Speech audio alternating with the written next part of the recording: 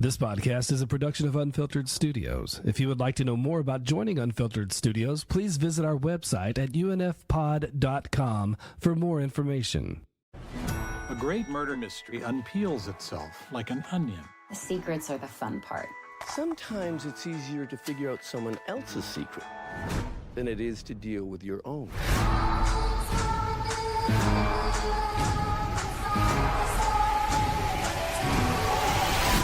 We're gonna go down there and look around for clues. You wanna come? Do I want to break into a dead guy's apartment and go through all his shit? Sounds like an afternoon.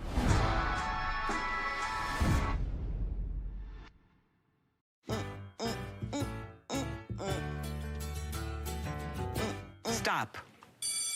Welcome back. This is an excellent school and your children are learning. Yeah, right. Yeah, it is right. Single file line, most flammable kids first. What's happening? I'm just so happy to be back. Do you work here? This is embarrassing for you. The wait is over. Abbott Elementary returns February 7th on ABC.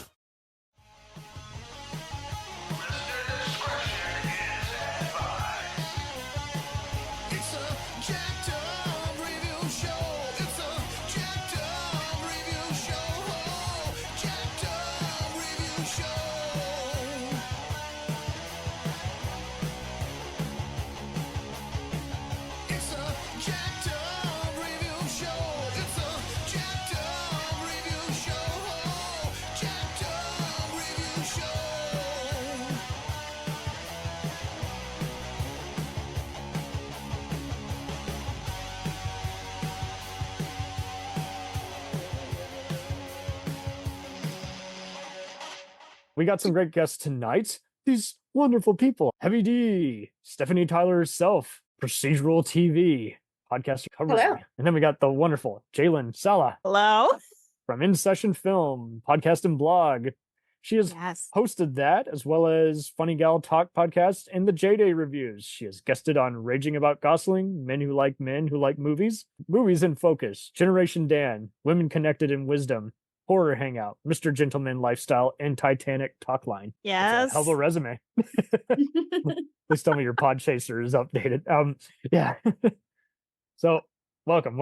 We've been talking about this for a bit. We were just like, hey, we'll talk a bit about like some current sitcoms, and it's like, that's fine. I can get that coming out in the fall. And so we'll briefly talk about Only Murders, and then we'll probably end it with Abbott Elementary. And I just figured is like this is an easy come, easy go, like winning formulas, but now we got to describe why is it winning for most crowds, you know? And so Only Murders and Abbott are both streaming on Hulu. The latter is also on HBO Max because it's a Warner Brothers co-production. So first of all, but before we get into this, what do you guys look for in a atypical comedy, for lack of a better word? Okay, do I start or Stephanie? I'm. It's a free panel. I'm. All right. Well, I can tell you what I don't want. I'm sorry. Awesome. No. Yeah, I like this angle. I like to listen because it's easier sometimes to say what you don't want. So what I don't want is a laugh track. I'm really glad we got away from that. No, that's good. For me, I always look for intelligent comedy. I don't know how to describe it, but sometimes I feel like jokes and just comedians recycle stuff. So yeah, I could see something that is totally, it seems mindless, like out of the, but at the same time, it could be really funny because I feel there was a bit of creativity in it. So I just like, I think dialogue, like crazy dialogue that goes back and forth, even in something like Only Murders, you could feel like the dialogue is very tame. Like it's not my favorite. I like R-rated comedies where people are just like killing each other off with words and, stuff. But I like it when it's a bit, like back and forthy. This is what I look for in a comedy, something that will make me really laugh as if it's like my internal monologue, which I think is kind of funny, at least to my head. No, that's lovely. That's a perfect, for me, it's kind of the composition. Like if I want to see every episode, that's a good show. Like for instance, I respect something foul mouth like South Park or Always Sunny, but if you're asking me to watch every episode, it's just not going to happen. Like I've seen 5, I'm good. Like it's funny, but it's not funny to where I'm like, I want to see every single episode. Like And so I kind of like to see, like, we covered Larry Sanders on here recently as a fun throwback to classic HBO, but we were also talking just like, see, the final punchline that ends every episode just kills us every time, because you see that there's like 3 plot twists coming, and you forget about one of the every episode of a show is always like plot A, plot B, and in that case it had a plot C. And plot C was always the blind spot. You'd always lose track of him. It would hit you on the side of the head, and you go, "Oh my word, that is hysterical! Everything hit the fan, and how did I not see it coming?" Oh, yes. I like when a joke not only carries through the episode like that, but also arcs across the series. And I think that's one thing, even though Abbott Elementary and Only Murders, even though they're very different in how the episodes are structured, they both always call back to these gags and these storylines that happened earlier. So even though you can't really watch episodes of It's Only Murders individually, but even though each episode is funny on its own, when you watch them all together, it exponentially increases the humor. That's a good point. Like, there's another gag that comes in, or a one skit from like the season 1 that comes back to haunt everybody in season 3, and you're like, in fact, I think that's a good segue. Like, Abbott, is like, I saw the cinematographer turned director, one of them at least, of The Office was working on this, and it had the same kind of mockumentary style. I had seen some of the cast members, like I had heard how, okay, kind of like Insecure, they were doing a lot of stand-up and web series, and then they just got a bigger budget. And so kind of like Only Murders got promoted heavily on Howard Stern. Like, I saw Steve Martin Short's big ass sit down, and how just nutty this was. I'm like, you've sold me on this. Just talking about this clearly is something that's atypical of what even you guys do. And same thing with Abbott. Like, okay, Jimmy Kimmel's promoting it. He doesn't just promote anything, and it's not just another like school setting. Like, it's also just making you everyone's got their favorite, dysfunctional student or wacky teacher. There's all these other factors to it, and it's bringing something different to the mockumentary style too. So, like, mockumentaries can sometimes fall apart when they don't acknowledge the cameraman, and sometimes when they're acknowledging the cameraman, it really is at the most wackiest times, where they're like, "I'm kissing my girlfriend. Leave." Leave. I think that Abbott Elementary is good because when you're having a show that could feature children heavily, it's easy for it to fall into that special episode of the week trap, or it can feel too sweet, or like it's trying to inconsequential teach lessons. Yeah, and these kids are just terrors, and I love that. It's a show about a school, but the kids are really secondary to it. That's a good point. Yeah. And totally, man, I mean, how do you get better than that? Because like, I see so many other sitcoms that kind of just get mean spirited after a while, and you're like, I don't really want to come back. I'm not saying that's not always the end all be all. Sometimes there are ones where you're like, oh, that's just funny. But then there's other times where you're like, everybody's just driving me crazy. Well, a show can go on too long, and I think that's kind of an American sitcom thing. I say that knowing full well that Midsummer Murders has been on for like 25 seasons. Well, no, we all.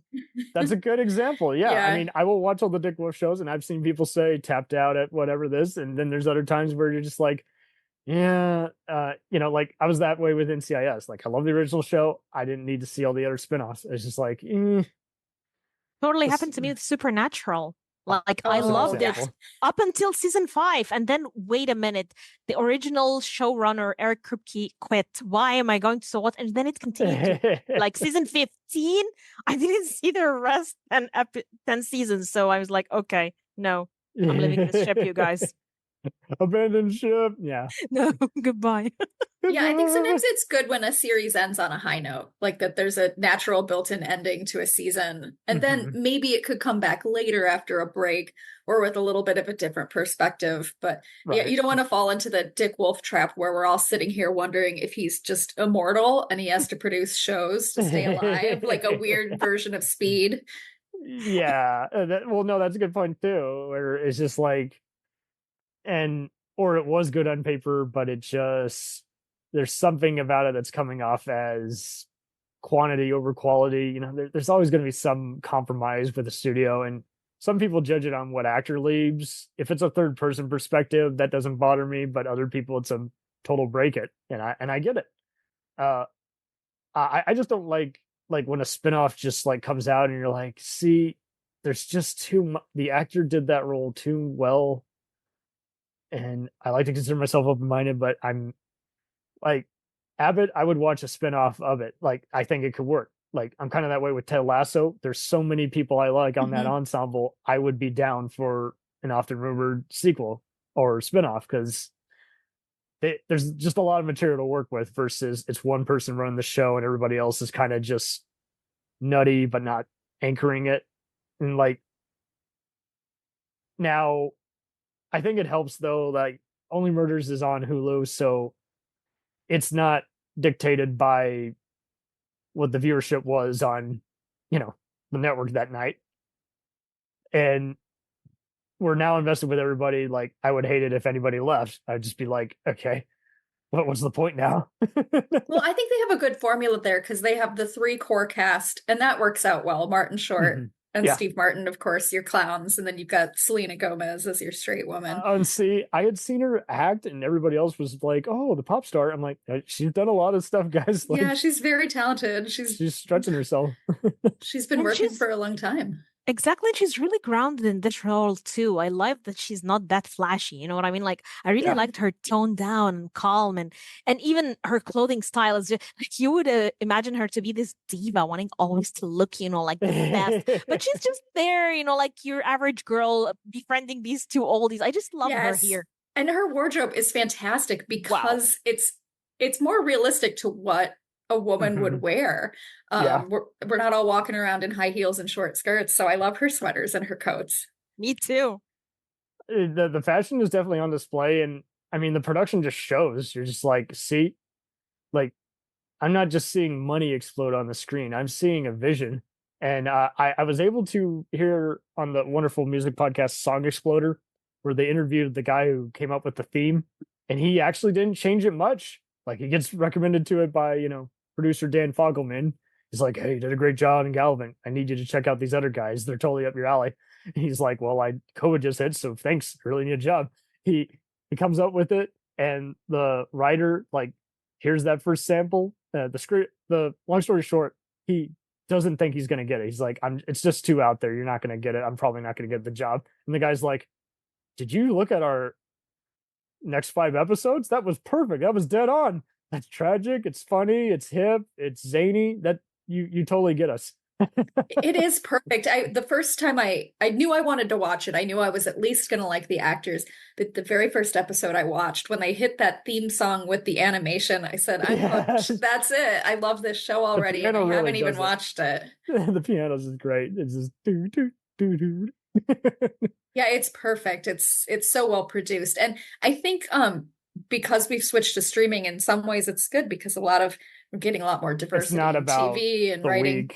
And people who love movies are going to love it too. I mean, just all the thing he was like on a boring, like old people, like detective show growing up, Steve Martin's character. Yeah, but this does kind of harken back a little to like big production. And when people did care about things like that, it's a little old fashioned.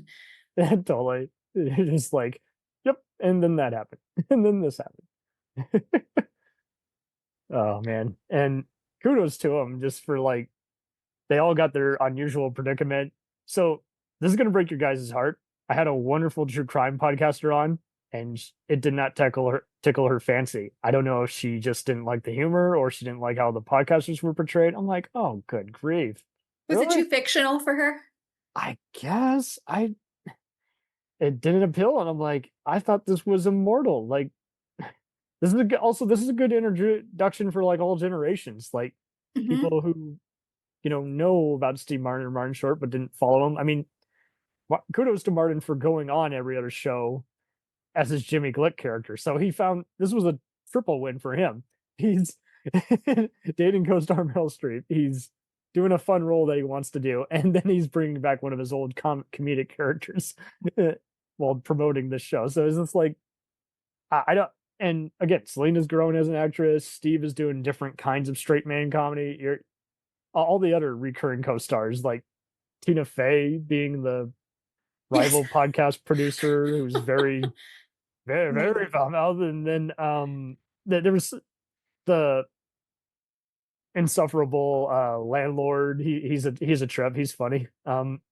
Like he just doesn't get how like unlikable he is, but well, maybe not unlikable, but like he doesn't have much of a story to tell, and he's always like, "Hey, let's do a podcast on that," and you're like, "Never." It kind of reminds me of how Agatha Christie writes her stories, where you have this cast of characters, and every character has their own nonsense. They're all lying about something. They all have a secret, and they're all ridiculous. So the way they put together all these recurring regular side characters is really well done, because it does keep you invested. And it's then New York as hell. Yeah, and if there's like a part where the plot's getting a little dry, or it looks like it's gonna end up too fast, they bring in that B plot, and you've got your side characters get a chance to do something. Yeah. I mean, I feel like for a choreographed show, like even if it doesn't feel real for podcasters, I like that sometimes. When you feel like it's a very fictional, beautiful world, like where all people are just these manufactured people, and then you have your young girl befriending them, and then you have even this very tame murder solving case, the detective. Everything is just lovely. I don't know. It is very tame, and that's a great way to describe it, because it doesn't seem. It's a murder show, but it's not violent at all. Well, and like Ted Lasso, the language, it's strong, but it's infrequent. Like, I would say PG-15. It's not hard OR, like put the kids to bed, Richard Pryor, George Carlin's in the room. It's not like that, R, but it is kind of one of those where it's like, okay. Yeah, like it's also, like you say, it's gentle, and then when it's tragic, it's somehow it just kind of, even people who don't like to encounter very difficult drama, like it kind of just has it's kind of what I feel when I watch every other David E. Kelly show. It's like you got my insidey places tingling. You got something. I don't know what it is. You're bringing. They touch on it. They touch on the deep subjects, but they don't linger on them. It's not exploitative, and it doesn't feel like you're being manipulated when you watch it. That is a good point. You don't feel like, okay, get the tissues, or even the subtitles aren't intrusive. I know people complain about that on some Netflix shows. Dramatic music, starts. And or it ruins, it spoils something that's about to come later. Right, I get it. I know how to feel. I'm human. So how did you both feel about the silent episode from the deaf character's perspective? I personally loved it. I don't know. It was very entertaining for me. Perfect casting by the shady dad by Nathan Lane. Like, I've never seen that man play a reprehensible character, and I think that's why he took it upon himself. And you'll love this. I actually recognized. So Dick Wolf stole that kid recently. He was Cameron Manheim's, who you might know from The Practice and Person of Interest. She was the lieutenant on the new Law and Order, and she had him as her kid, and they both actors know sign language, so they were both putting it to the test. And I'm like, that's awesome. So I think that kid is set for life. I think he is going to keep. And again, kudos to the people using him wisely. He doesn't ever feel like his role is manipulative. Like, I do think he is the Marlene Matlin, for lack of a better comparison, kind of. Does that make sense? I thought it was well done. Like they did use his deafness to further the plot in that one episode, but he was just a person living a life like everyone else. And what I really liked about it was that it forced me to not second screen. I sometimes have a bad habit of wanting to scroll Twitter while I'm watching TV. I'm not really paying attention. Guilty as charged. You had to watch it. So my sister had to go to work the next day, and then, spoiler, major character dies in season 3. And she's like, fine, I guess I'll be late to work tomorrow. Just sits down 30 more minutes. We skip for the plot, and it's like, we got to know what happens. It's the cliffhanger, you bastards. But it was a good one. I didn't feel like they were getting too cute for their own good. I did see some people complain about that. I'm like, I think you guys, something just irks you. Now, I get it. Not every filmmaker is the right audience. Like, for instance, I'm not a Ryan Murphy guy, but many people are, because he finds a way to kind of, I guess you could say, make guilty pleasure TV or over the top TV that gets people to come out and enjoy the freaky fun time. And I think these comedians, they've done so many other just different sitcoms, some with laugh tracks, some without. But I think they wanted it on kind of to put Murder, She Wrote and then just shake it up a bit in a blender a bit more. And the fact that they've had to go back and forth between Hollywood, their stories now being adapted, and the fact that there's even a podcast companion to this, I think it's a meta show. It's really... Yes. I mean, Abbott Elementary is a little meta. I mean, I love some of their other references. Like, I got every one, even if I hadn't seen the show. Like, there was a bunch for everybody. There was one where Quinta Brunson's lead character, I mean, I think she has a perfect writing staff. They just all know how to play off everybody. I like how there was the one teacher who was addicted to vaping, and they tried to get him off vaping by literally getting him by his legs, like, toss it up as they're putting in the trash. And having Taraji P. Henson recur as her crazy mom who was promiscuous. The physical comedy is so good in that show, and I wasn't expecting that from a mockumentary, but I love how they play off the different characters and their sizes and the body humor. Oh yeah, it's well done without being slapstick. Oh totally. I got into Suits recently, but I think what a lot of these comedy dramas kind of do so well is they always have a wacky villain character. Like, and Abbott, like, there's so many people, like Quinta's like former boyfriend. You're just like, oh yes, God, the rapper. How stupid can you be? I'm loving Ava as a character who is sometimes the antagonist, but often like a reluctant hero. I think that the actress who plays her is so funny.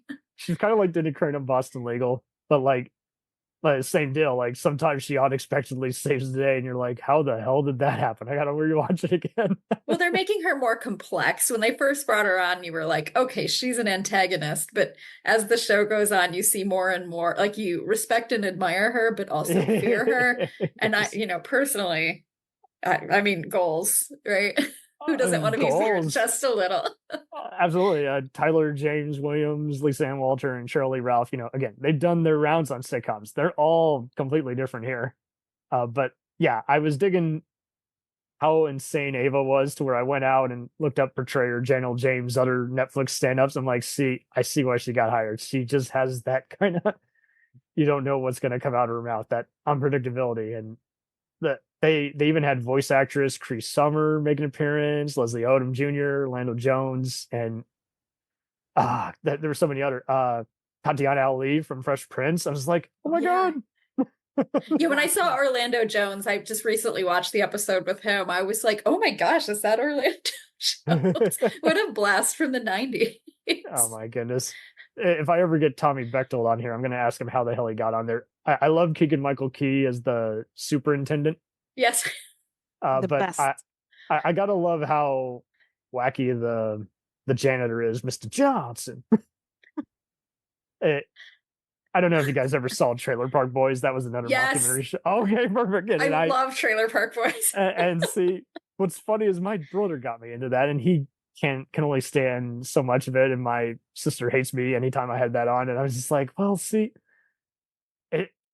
the reason we actually put this podcast together is we were all in a Mystery Science Theater group. So I guess we're just into zany comedy. And I think these are all very, very zany. I love seeing the guys outwit Mr. Leahy at the park, just like I like seeing Janine try to knock some sense into all the teachers at Abbott, and Mabel try to tell the geezers, hey, follow me, guys. Pay attention. Well, you know what helps with that is they've got diverse writing and acting staff, and look at the age ranges.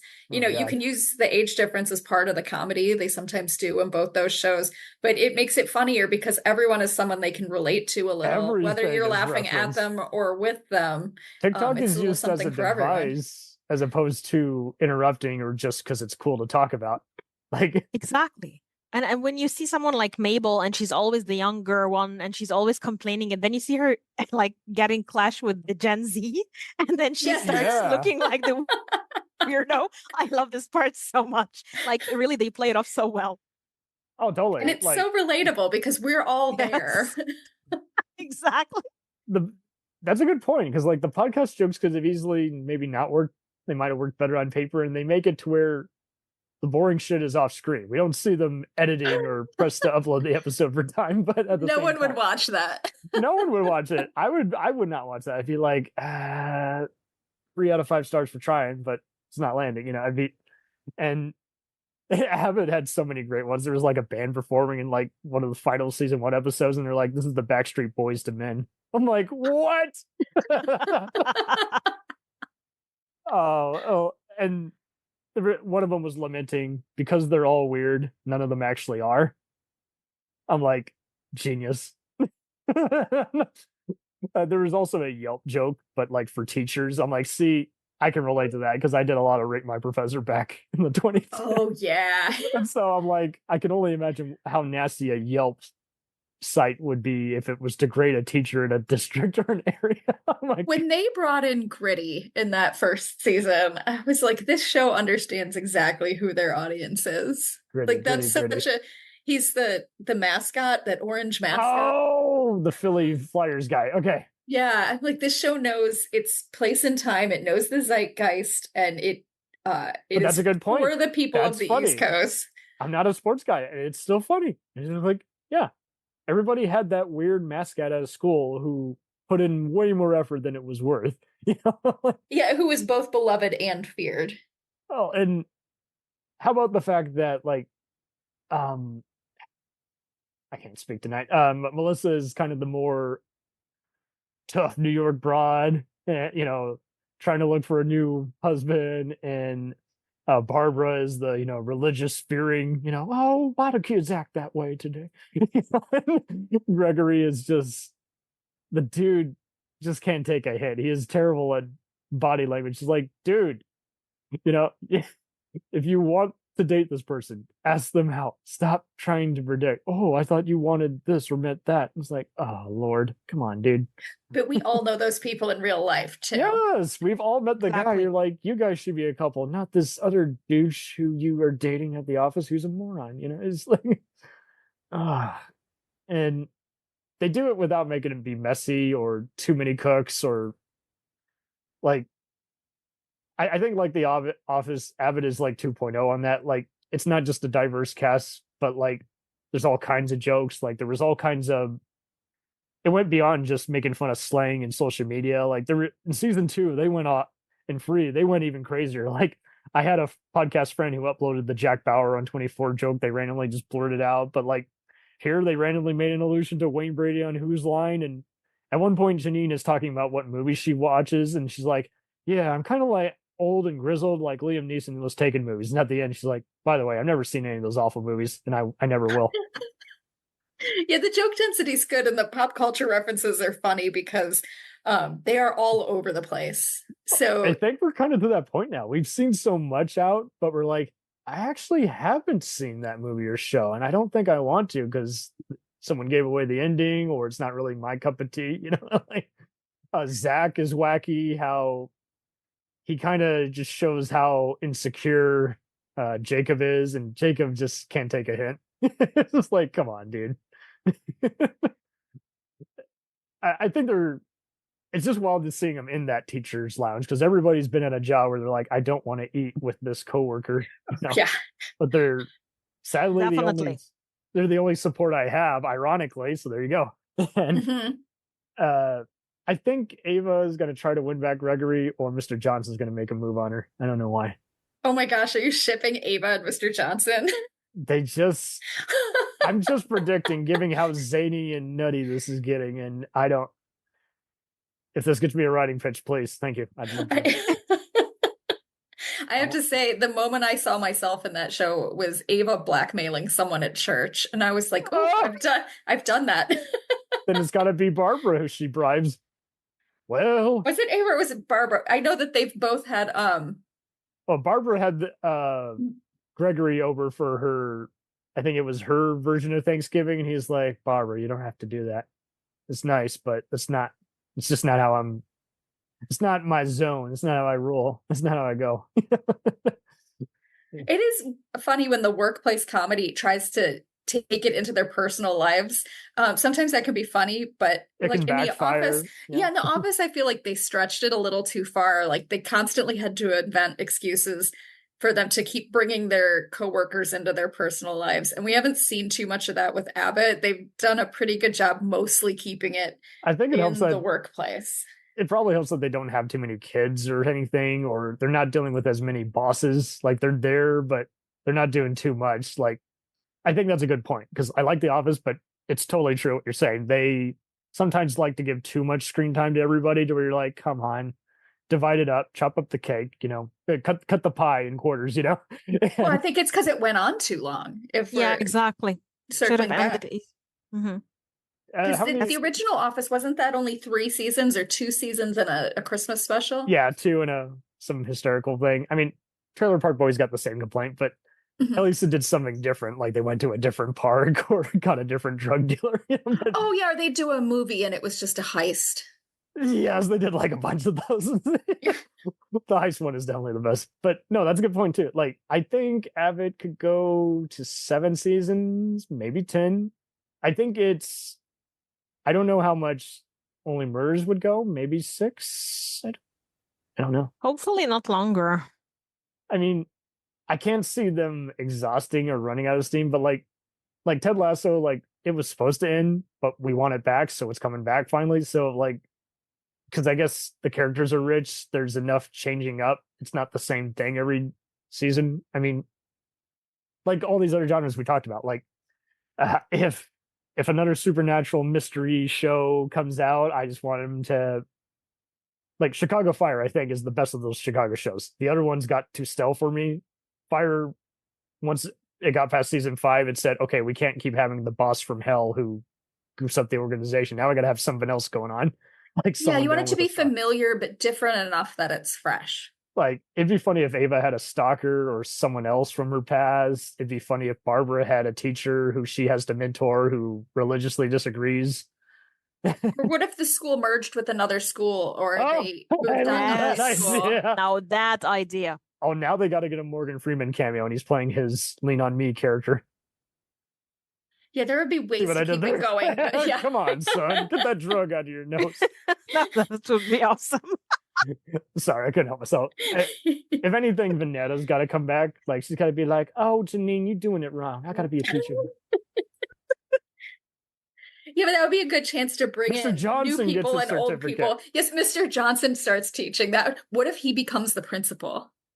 Oh, because Ava got her job through blackmail. So what if, his fantasy football team's doing real well? What if he wins the principal job in fantasy football? Well, I'll tell you what, Steph, you win the internet. Prediction. That's my prediction. You win the internet. You just win.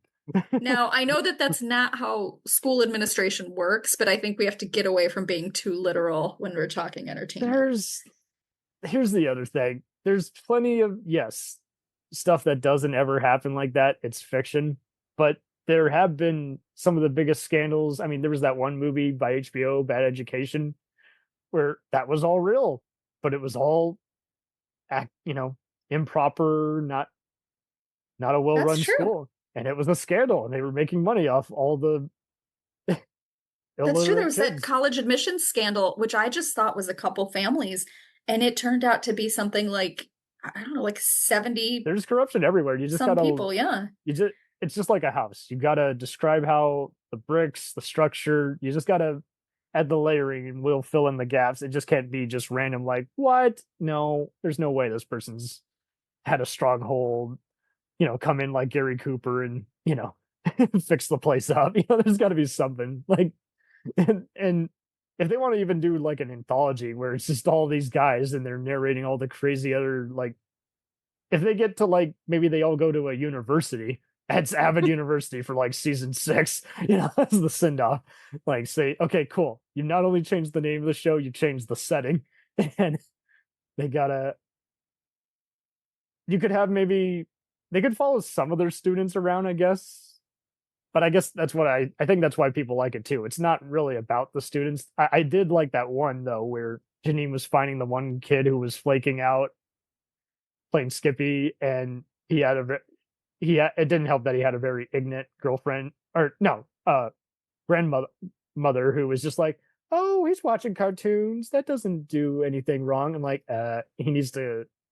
If he doesn't come to school, he's going to get kicked out, for lack of attendance. Yeah, it's cute when they do that, but because they only do it on occasion. You really only get like a couple deep dives into students. Yeah. So, and it really also just furthered Janine's whole they thing don't where really she's trying to be a good music. educator.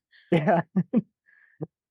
I mean, the music that they do play, it's just the theme, really, or whatever they're playing at the after school party. Like it's all to pretty much. Yeah, it's pretty low production. That's probably the appeal of the mockumentary style, though, is you can do it. I mean, I don't want to say budget because they obviously have a bunch of child actors and they're using a school, but they're not putting in a lot of special effects. True. And I guess, I mean, it's set in Philly, and I guess it's interesting seeing that kind of middle class kind of look, I guess, instead of just I mean, we know it's underfunded, but that's not the only punchline. Like there's all these other things happening. Well, it's so real because when you watch, I work with people in different countries, and a lot of them, all they're used to from American TV is shows about kids in high school, middle school, set in California, where everyone's living in these McMansions and everyone's wearing fancy clothes and they all have full makeup and hair. And they think that's what it's really like in America. But most of America is like Abbott Elementary. The schools are terrible. This was me growing up because I'm Egyptian and I live in Egypt. So for me, the idea of watching My So-Called Life or Roswell, I think like a Roswell, yes, these shows they are not Gossip Girl, where you like watching, you feel like, oh, Americans are very rich. No, kids are in the hallway looking like this. Take me to America. Word, you're too sexy. And we're watching teenagers and their exploits. Oh, that's getting creepy. Oh, yeah, and all the teenagers are 23 in those shows. So yeah, it's legally done, but you're they're thinking all you're tall. like, I would be like, ooh, all those so tall dirty people in seeing what's America. behind closed doors. Yeah, not to disappoint you, but I went to a school where there was like literally a hole in the roof for months. Oh Lord. Well, at least you're not from Dallas, Texas, which has an F in terms of education. That's all I'll say. Yeah, I'm from Cleveland, Ohio, which is not doing so great. Yeah. Okay, well, I got family there as well. But yeah, it is nice to see that representation in the media. It can't just be the Drew Carey show. I'm just kidding. Cleveland rocks. Well, no, but I like how you just brought up Jaylan. Yeah, I mean, even foreign schools, how they cover education, what they do or don't cover is also interesting. I mean, Homeland was kind of a perfect example of like that show is just anti-government and just how it's not working, trading agreements, war on terror, it's all a joke. And everybody's just doing a power battle. I think these guys show their power battles, but the punchlines land. Like they're really, and Janine is just really good at just playing to the camera, just like, and this is what I want to do. And she never has the support of anybody and she still gets it done. Or she still has someone else, or Ava takes credit for her good idea and she's like, hey, at least it happened. You know, it's just always nice. There's always a twist in it. You know, it's like, it's kind of like, you want a peanut butter and jelly sandwich? Well, I only got peanut butter, so I'll just make sure it's the most delicious peanut butter just on that sandwich. You know, it's just they lose something, they gain something. It's a half victory. It's just always nutty how the outcome. I wonder if that's how Quinta Brunson feels trying to run this show, because she created it, right? She's head writer and she's producing it. She's also the lead actress and she's young and she's doing all these things. And I wonder if Janine's relentless optimism is what Quinta had to use to even get to this place. Everybody loves each other. There's no antagonism. You haven't heard any horror stories about I'm leaving after this because I can't stand so and so. Like, I think that's the beauty of The Office. Like, everybody loved working with each other, even though they were playing all these awful people. You know, definitely. It makes you want to watch the show. Oh yes. Or you feel like, okay. I think I was shocked, like, wait, Samantha and Carrie, because I watched it at a very, very formative young age. Now, when I watched it, I was like, ugh, these women obsessed with men go like screw yourselves, you whores. And then back then I was like, no, why do they hate each other? I felt so bad because Samantha for me was like the best character. She's always the kindest to. So the idea that why do they hate each other? And then now I'm like, now you get it. Isn't it interesting to watch the show as an adult and realize the whole time that Carrie was the problem? Like, eliminate her from the group, guys. Thank you and Samantha's like one of the girl, yes, I love her on Sex and the City. Exactly. Okay, yeah, sorry, I was wondering what show you're talking about. Like, Sex in the City, baby, because like you watch it as a young girl and it's like a dream. I don't know why. Even if the you idea ever do of an friendship episode on that, itself. I got the perfect guest for you. My homie Oreo could talk to you about that for years. Like, okay, like how it just, he loved that insight. He's like, I had no idea. Like, people are having these conversations. But by the way, it would surprise you how relatable. Like, I would imagine, like, ooh, women don't like guys. Have you ever been inside a women's group as a woman? Like, I would just hear this and feel like I want to punch somebody. Maybe it wouldn't be that obsessive, but the idea of the crudeness. Try telling that to all the politicians trying to boycott. I mean, oh yeah, just you want to punch them in the face. Why do you care? Other than your church told you to? It's like exactly. Shit. Shut up. Yeah, exactly. You can't relate. Go in your corner. Go eat your curly fries and leave them alone. Did either of you watch the reboot? Because I didn't. I heard it was bad, and I just wanted. I was like, I feel like there's not much more they can say. Exactly. Why? That's how I was with Mad About You. I thought the new Frasier was going to be awful. Like, I just hated the trailer, but I saw it. It's like, I like these new characters.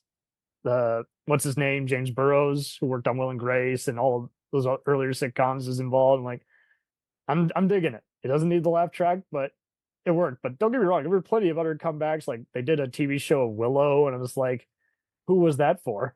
Like, it wasn't for people who were involved with it. The 80s rock music kept playing for no reason. You're like, is this for an Expendables Stallone crowd? So that's a good point. I think when stuff comes back, when it comes back, you don't know how much of it is the marketing got involved, or just some other dumb guy just came into the editing room and said, how would you add this, even though it's got jack diddle to do with that? I mean, and it's not uncommon. Like, Conan O'Brien notoriously would, whenever an NBC exec came to him and said, your show is too weird, like, can you do a different idea? He would always convince him, it's your idea. That's how he got him to fuck off. And it's just like, I think a lot of people need to, I'm not saying get defensive, you should, but like, not do it in a way where it doesn't jeopardize you and kill your control. Like, you could easily do what J. Michael Straczynski did on Babylon 5, where he had terrible effects, he had hammy guest stars, but it didn't matter. He had a vision that was going to be 5 years, and he knew how to overcome the inevitable actors leaving and all that and make an epic show. And he still every once in a while would get people saying, you got to add this handsome jock to the cast, and he's like, no, I don't want to add him, plus he's impossible to work with. So he would silently write him off. He would nod his head while not doing what they asked. So I think a lot of people need to do that. I'm nodding my head while I'm running in the opposite direction. I heard someone say that recently. I don't remember who it was, a producer, a director, and they said that their method is just to not say no at all to the network execs. They just say, oh yeah, great idea. Because that's what it does. Half the time they attack them like they're the messenger, even though they're technically, they treat them like Toby on The Office. It's like, well, this guy's not Toby. He'll actually kill your job and say, so-and-so told me to fuck off. All right, that's it. Pull the plug, get a new showrunner. Fuck that guy. Like, and I think that's the same thing. Like, I think everyone's just been properly vetted. Like, it's Hulu and ABC. They got a pretty good track record for picking guys who don't have skeletons in their closet. My heart would be crushed. Fingers crossed. I mean, really, because like, I think, I'm sorry to go on a tangent. I think post Me Too and post cancel culture, I think everyone was finally getting it. Hey, regardless of whether you agree with this or not, yes, there's been a lot of rightfully convicted people who've been canceled. Then there's some people who's like, they're a douche, but it's okay because they're no longer working, so who cares? But then there were others who's like, now I got to keep the art separate from the artist. I hate this. I think they're to the point where you're just like, hey, kindness costs you nothing. And when I saw Martin Short and Steve Martin talking like about the making of it, like Martin was loving the words on the page. There's like, it's like a special kind of poetry. It's not just Only Murder She Wrote or Columbo. There's something else nutty to it. I love how I'm playing a Bob Fosse type pretentious guy. And Martin was like, he and Selena Gomez got along really well because they're both musicians. So they kind of worked like a musician in this dance that is called getting your lines and becoming the character. So it's like, see, that's why it spoke. And it wasn't just the free leads. Like, it is kind of like Ted Lasso. You are waiting for like some other person to come back. Like Jane Lynch was great as the stunt double. And it's like, I mean, she's always great, but like, she's fantastic. Yeah. I just love how she puts him in his place half the time. And even though she's no longer on there, she actually is in his visions. Like, she's like, getting closer, partner. Oh Lord, do I have to do your job for you? You know, it's almost like Charles Dickens when she comes in again. Yes. Oh my God. I really chuckled at the season 4 premiere when it turns out she's also doubling Scott Bakula, because yes, a little inside joke. One of his best friends was also like Harrison Ford's like stunt double, and I used to follow him on Facebook. So I everybody, when they do like guest star, there's like a quarter of that is actually true. So I think that's what makes it even more amusing. Like, oh yeah, like a little bit like of Tina truth Fey in is the a writing producer. is interesting. Yeah. She is a producer. So I hope she doesn't treat anyone that way, but it's just so funny. It makes you more interested in the show too, because you feel like you've got a little something invested in it. Little trivia. Who do you think is going to make a cameo as themselves or something? Like, I'm already liking Sting killed my cat. I'm like, of course he would. He's Sting. Oh man, if I had to pick a dream cameo for Only Murders, I got money. I can burn it. Oh man, I mean, I love Sam Neill. I would love to see him wander through there. I could see that. He could be a new, like, tenant or landlord. You will not do this in my hallway or something. And I'm sure they'd work in a Dead Calm or Jurassic Park reference, because why wouldn't they? But I mean, yeah, little Mouth of Madness and their little John Carpenter. Oh, yeah, Event Horizon. Oh man. In fact, they might as well. I mean, now that they're in Hollywood, I'm sure they're going to keep working in even more movie stuff. And perfect casting on their Hollywood versions are Eugene Levy, Eva Longoria, and Zach Galifianakis, and they're all just having trouble. It really brings up the whole studying for my part, how much effort to put into it, and it also does a good job of showing you it doesn't matter how much money is worth it. You know, unless you just change the names, you don't like how you're going to be picky about how people portray you. You know, it's too close to home. Good casting on Molly Shannon from SNL was the. Oh yeah, and I like that the SNL people seem to like to continue to work together because they've been living behind the scenes. They play impressions of people for a living, and then that's all they do the rest. But that's why the writing is so good, because these are people who've been bouncing ideas off each other for decades. It's the best. That's a good point. You feel like they're doing a bit of everything there. I mean, some of the other show business shows, I mean, Tina Fey did that with 30 Rock, and if you've seen Girls 5 Ever, I totally recommend that. It's fantastic. The girl band, it was like no amount of fame and doing a reality show is going to bring back our just cool feel that we had when we were actually a group. You know, I don't know. I think people just are getting just more patient with, they want the comedy to go wherever it is and just have it.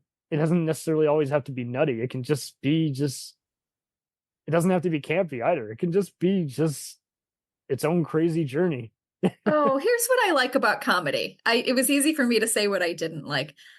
So I think maybe what I like is when we see familiar faces that we've seen work together on a new project. I think that to me says they're that evolving. There's going to be something. Yeah, they're evolving, and there's going to be something in there that I will like, and it will be worth my time, because there is so much garbage out there right now. Unfortunately. So if I see like it's a Tina Fey production, I know I'm probably going to like it more than something with people I've never heard of. That's not to say I won't try the other thing, but I'm going to have more confidence in it. When Kimmy Schmidt came around, it was just funny seeing is like, yes, this is absolutely a Tina Fey production. It's not just that she's got some of her actors like Jane Krakowski on there. It's clearly, yeah. It's like, just listen to how it is. It's like, there's all these tongue twisters and it still all makes sense. It is like, that's her signature. She knows how to go on this. Oh, do you think John Hamm is going to be a guest on Only Murders? I would love that. He's so funny. I want him to be like insane. Yes. So the closest a bad guy. So Jinx, my sister said the same prediction. That I mean, that's 3 of us. That means it's going to come true. Yes, so manifest. Manifest. There you go. So I don't know if anyone here has seen Barry. I've seen a couple episodes and it's weird, but I like it. So long story short, I got COVID and I binged all of it in those 2 weeks. And great. It was like I had no time for running on TV and I got caught up on a great show. John Hamm plays a asshole version of himself in one of his hallucinations. Like he just comes over to his place and says, "Hey, you got a place where I can take a dump?" I love him as a villain. Like he always plays he does comedy so well. I love it. Mad Men, you could technically say is a villain for He is a villain. Yes, he is a Don villain. Draper is one of the worst people. The worst person ever. Look at everybody on Yellowstone. We all want to know our TV show, which is also New York as hell. It's like they're all awful people, but I understand why they're in this awful profession because everybody trying to kill them is somehow 5 times worse than them. See, even on Good Omens, when he's technically supposed to be playing a good character, he's kind of a bad guy until the end. Neil Gaiman for the win. Well, I mean, look at Lucifer, another Gaiman production. He's like, he's a danger to himself and others, and then at the last minute, he saves the day from all the other powers of darkness. I mean, look at Ash Williams on Evil Dead. Like, they did his TV show for 3 years, and it's like, he's both a Kenny and a Leroy Jenkins. He either gets everything ruined for everybody, and then he saves it at the last minute. Like, he somehow finds a curse in a book, or finds another unusual way. Like a morally neutral character. Yeah, this is like, I mean, look at Gizmo and Gremlins. He unintentionally spawns all the different, killer creatures that, spawn from him, and then he finds a way to put them in their place. It's okay to be a danger to yourself and others as long as you put it away at the end of the day. I'm glad you're not a lawyer, because that's a terrible defense. I'm the worst. Oh, look at Suits. Those guys screw up their entire careers, and one of them is technically, spoiler, not a lawyer. He just he pulled a Steve Jobs or Bill Gates where he was taking note outside the classroom and knew how to get by. Doesn't that also happen in Community? That's why Jeff Winger has to go back to school. Community is a good takeaway because it's like, I know some people hated how some of the people were leaving, but I mean, I want that movie out. And I know it's coming out, but like, even look at Psych. He's not a psychic, and they're not good private eyes, but it doesn't matter. They're good at solving the thing at the end of the day. And it's ultimately not about the mystery as it is just the amusing mayhem. There's physical comedy, there's pop culture references, that's what I like about all these shows. There's humor for everybody. Like you guys said, there's urban humor, there's teacher humor, there's workplace humor, there's other mockumentary humor. There's dating humor. There's like, see? And, Only Murders is, again, if anything, it's getting all kinds of people interested in just different kinds of behind the scenes kind of stuff. Like, if more people want to be a podcaster after this, go for it. Knock yourself out. Is this podcastaganda? Is that what we call it? It's a terrible word, but I love it. Yeah, well, I just made it up on the fly. Improv, baby. Improv. I applaud anybody who wants to do something different instead of just, like you guys say, get too comfy and you're like, come on. I remember this show called 24 starring Kiefer Sutherland. I love this show so much and I didn't even know why. And I would rave about it. Yes. I would rave about it, and people would be like, okay, cool. And then I think I went to season 2, and then I realized I liked it because I had a crush on Elisha Cuthbert. That's the only thing I would write poetry about this show. And I didn't even understand. Like, I didn't comprehend why I loved it so much. Come on, it's not like an elongated. I don't know. Fun fact. Yeah, so that had writers from every place on planet Earth, from Miami Vice and Buffy and everything. You'll love this. For an apolitical show, they actually never threw any temper tantrums. Like, there was never a moment where, fuck this, I'm out, I'm leaving. Wow. If you can believe it, because like the West Wing, tensions were high. It's like, we're portraying the president, and we're portraying a, doomsday device, and we're doing Hitchcock type suspense every week. And we just made more work for ourselves by, just like in Twitter, when shows like the Terminator show and Prison Break were out, and even Chuck and Community, people would start interacting and saying, hey, this storyline isn't very good, and people were able to correct. And this was before fandom got toxic and started doing the whole I want to play God, jury, and executioner. But no one, for an implausible show, no one ever did, I politically disagree on that would never happen. It was always, and again, there were some conservatives, there were some Democrats, there were some in-betweeners on that show, and they all were just like, that's just too absurd. How are we going to write ourselves out of that? Or no, you're being ridiculous now. Come on, they got to find a different way to turn off the bomb. Do you think that there's been a shift towards professionalism then? Because I know back in the day, we would have these actors and writers who would be known for being volatile. And it was always like, oh, it's okay. They're an artist. And now we're more like, no, it's not okay. There are a lot of great artists who can act like professionals and do their job.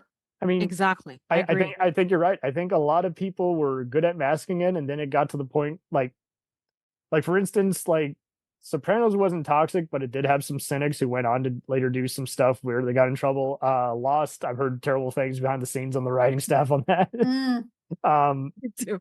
I mean, Dick Wolf, if he ever heard one thing, he was like, "You're fired, or you're going to anger management." So don't fuck around. Star Trek was pretty good about just leave everyone alone and let them portray the character they want. But don't get me wrong, there's been so many other ones where you're like, you guys did pretty good. I thought there was some actual sexual tension there. Or I thought you loved working with this guy because it just felt so great. And then you just hear, I think it was The Good Wife, you heard how Juliana Margulies and Archie Panjabi, like, they were both jealous of each other's success, and then they got to where they had to film with their stand-ins. I'm like, good grief, that's hard. It makes me want to watch the behind the scenes more than it makes me want to watch the show. Exactly, me too. I want to see the behind the scenes of Community where someone is about to punch Chevy Chase in the face saying, get the oh my gosh. Yeah. I can't imagine working with him. He was one of those, basically he got impatient with the long days. It's like, I get that it's a long day, dude, but you're getting paid. You're an actor. What did you think you signed up for? If you wanted a 9 to 5, you could have negotiated with your agent and said, I'll do 2 hours a day and we'll work it in. Cool. But I think a lot of people will blindly just say yes and then go, it's just not for me. I mean, and kudos to those who get out of comedy when they do, because I think a lot of stuff, I'll put it this way. I'm not saying about political correctness or anything. I'm just saying some stuff probably could have only been made in the time frame it could have gotten made. Like X-Files would be terrible if they made it today, because their government conspiracy theories weren't wild enough. Well, and people would misinterpret it as like, we're talking about you, dumbass. You and your InfoWars. But that's all entertainment. Like, all entertainment makes more sense in the time it's written, for the most part. Like, Jane Austen things still apply today. People are still gossipy. There's still terrible relationships are largely dictated by the people not even in the relationships. But a lot of it is so specific to the time. Yes. That when you make adaptations now, you really do have to modernize, and humor's no different. Humor, yeah. I mean, Seinfeld and Friends, a lot of gags would probably backfire. They'd probably be canceled. You'd be like, that's really douchey of you to say that. Friends does not stand up if you rewatch it now. It for a lot of reasons, not just the commentary, but the production style, the laugh track, the lifestyles they're living. We kind of want a little more reality. Oh, well, Steph's gonna hate me here. There's a lot of older detective shows and lawyer shows I like, but then there's other ones where like Mannix or Matlock just would piss me off. I'm like, God damn, that music is driving me nuts. I've never seen Matlock. I've never seen it. I've heard mixed reviews on it. I mean, well, it's okay, but it's just like, I like Hunter and Kojak because there's at least a lot of different like twists to everything, and the guest stars are really neat. Seeing evil Leslie Nielsen and Judith Light before they were famous was a treat, and seeing this other stuff, you're like, see, that was fun. Like, and there's other shows where you're just like, take those 2 cast members away, nothing here sticks. Like, yeah, a lot of older shows did hang on 1 or 2 cast members. They really carried it. Don't get me started on Criminal Minds. I'm just like, good grief, guys, get along. In fact, that show, I don't know how it survived when there was a cinematographer touching everybody inappropriately and a few other writers and actors being douches behind the scene. But yeah, I mean, kudos to anybody who can just, again, filter it out, make it work, and say, hey, if you don't bring it, I'm going to make you look bad on screen. You know? Yeah. I wouldn't want to work here, and I would probably pick the worst take just because you're driving us crazy. Yeah, you would think people would be more concerned about professional sabotage. Yes. It's like, okay. I mean, look at actors when they're at the time of their lives, they're doing a great movie or show. And then look at Bruce Willis when he did all those awful direct-to-video movies before he retired. You're like, oh, the mighties have fallen. How'd you get here? Oh, these producers tricked you into doing these movies, and your illness set in. And it's awful. It is awful. Yeah, stars like that fall. Like I was talking about Wesley Snipes, one of my favorite 90s action heroes. He was one of the few I gave a chance on direct-to-video, but there were some duds where you're like, yeah. I feel bad. Like he made really great, cool movies back in the past. And then did your agent not pay your taxes again? I know. I just feel bad that he did this. Like in my mind, it's like, why did you do this, Wesley? Like, it is a shame. It's a shame to see the wasted talent. Exactly. It was just so cool. Don't you hate it when you see a great show where it's like it's good otherwise, but then they bring an older actor and just whoever added the makeup just it does not look good. You know, you're like, man, that looks rough. Some of that's remastering for high def TV too. I'm talking more recent, like 2000s, 2010s. Like they look that bad. Like I would see an actor on Chuck is like that was a funny cameo, but I'm like, man, that person has seen better days. What the hell? That's revenge, is what that is. That's revenge for all the. Yeah, you talk bad to the makeup. I'll have my last word. I'm sorry, Jaylan. What were you saying?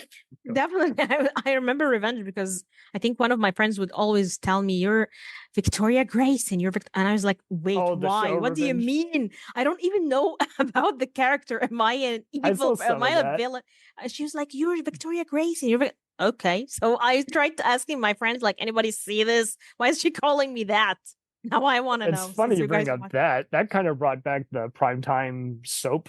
So I'm like, there's an audience for everyone again nowadays, but yet sometimes it's still not good enough. So all I can say is, yeah, pick people who are going to behave and actually take direction. Yeah. Because like I keep bringing up Larry Sanders. Like the toxic person on there was Rip Torn, and it's hard to imagine him not being the Johnny Carson inspired producer guy making jokes, and everybody else got along but misbehaved on other sets. And again, I don't think that would apply today. I think everyone would be like, this guy's acting crazy in his trailer. We got to write him out, you know. And at the same time, people just got to be creative. Like I think they got to be more guarded on set. I'm not saying be secretive. If a crime happened, you know, leak it to the media, but now I'll see people who will sneak on and they'll just add baseless rumors to try to kill a show, and all the clickbait sites jump on it. It's like, oh my goodness, have you even seen this show? That's not what it's about. But at the same time, like, we'll return after these messages.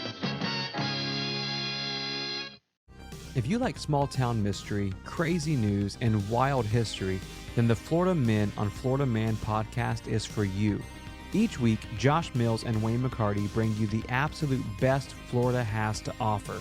So if you're looking for a show that's safe for the family, but funny enough to help you escape everyday life, then listen to the Florida Men on Florida Man podcast. That's Florida Men, plural, on Florida Man podcast. Hey, it's Brent Pope, the host of Breakfast with Brent Pope. You've seen me on some of your favorite TV shows saying things like, "Give it up, Jimmy. You got to sink this putt to win." On Breakfast with Brent Pope, I sit down with guests from the entertainment world, and we do it all over breakfast. Or should I say Brentfast? Every week on Brentfast, you get inside Hollywood info and tips, great breakfast wrecks and booty debates. Most of all, you get the most delightful 30 minutes of your week. So dig in. It's Brentfast time. Listen at Brentfast.com, Apple Podcasts, or wherever fine podcasts are found. The Jacked Up Review Show podcast is honored to be part of the Blind Knowledge Podcast Network. Join anytime, talk the talk, and enjoy yourselves. There's something enlightening for everyone with this crowd of cool cats. Check them out.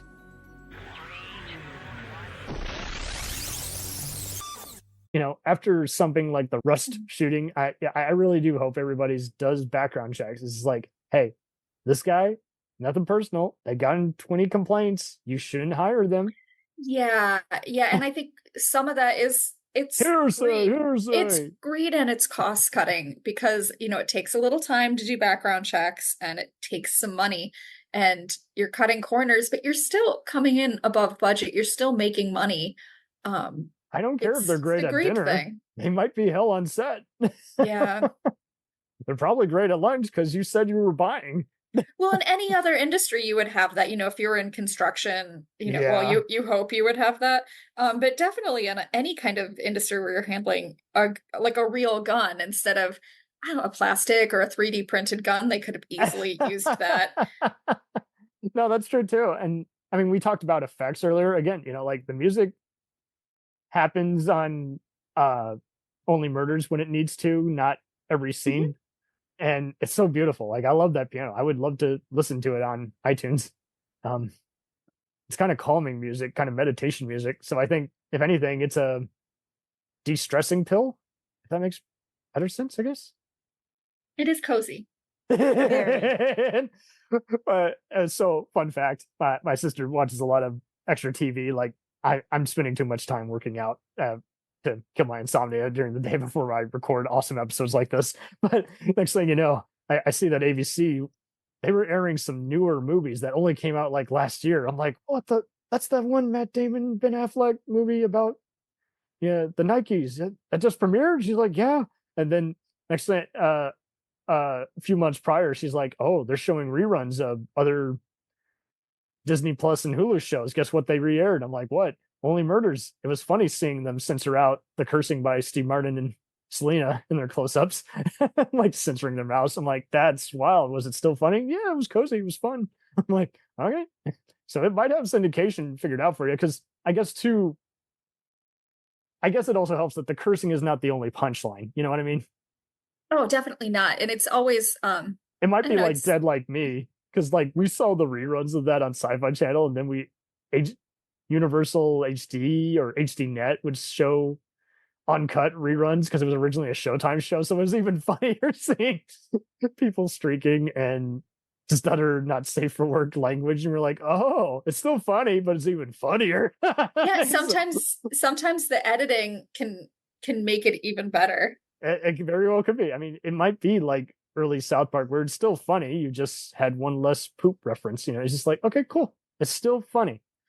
If you want think of it like a movie.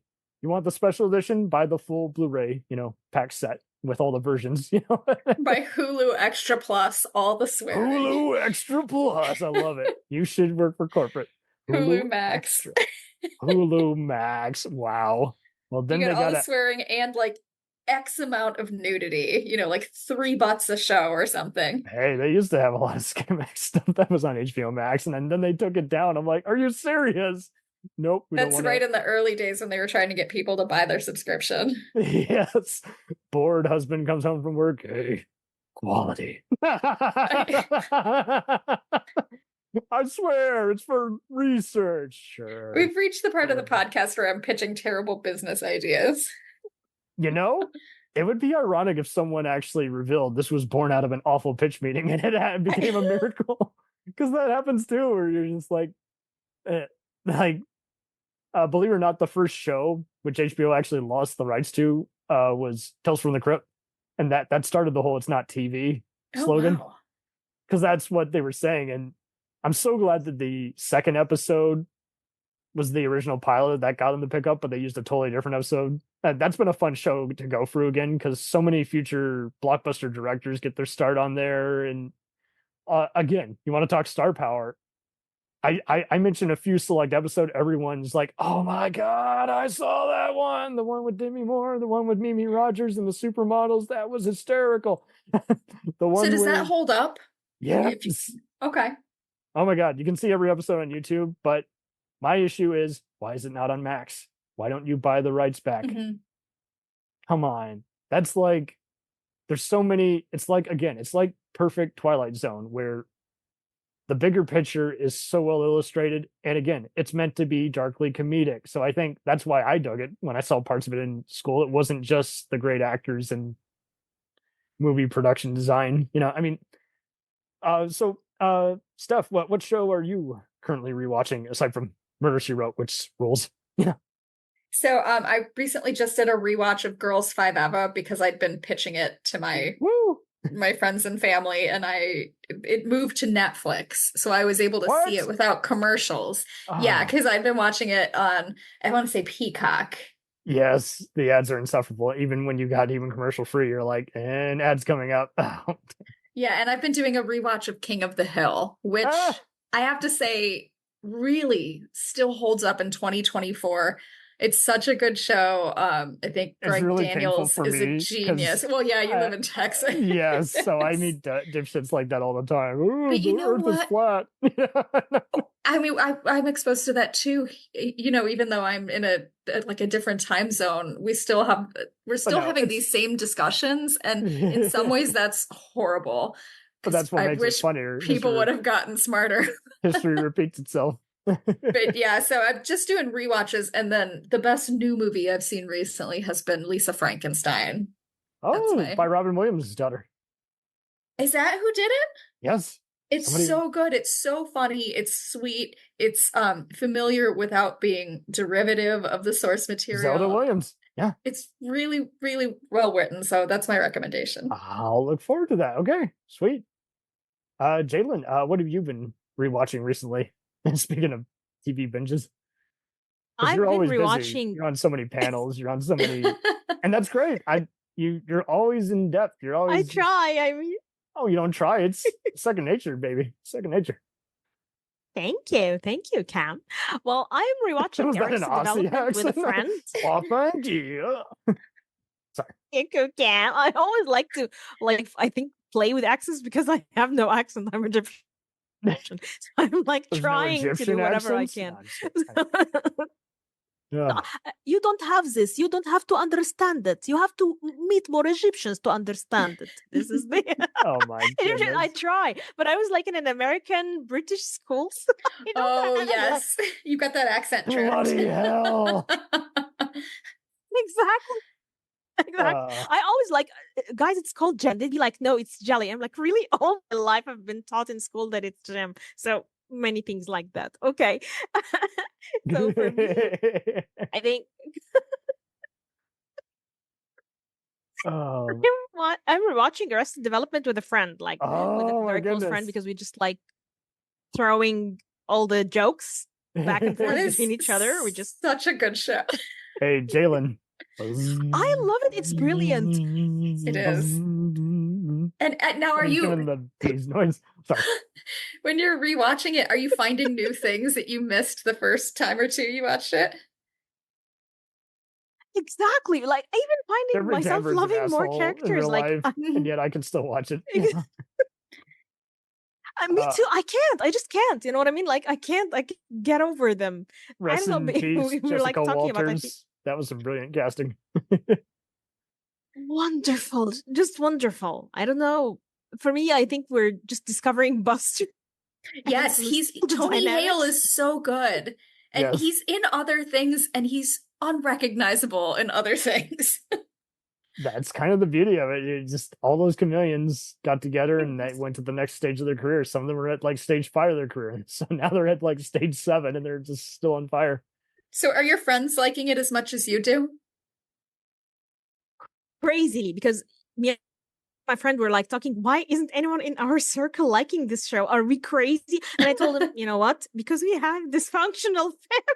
That's why we enjoyed it more. We're not dysfunctional. And my mother, to be fair, my mother and sister really loved it. And my father, for whatever reason, he loved his share of crazy comedy. And that was just him. And my aunt, who is very weird, couldn't stand it. And it's I think it's just one of those.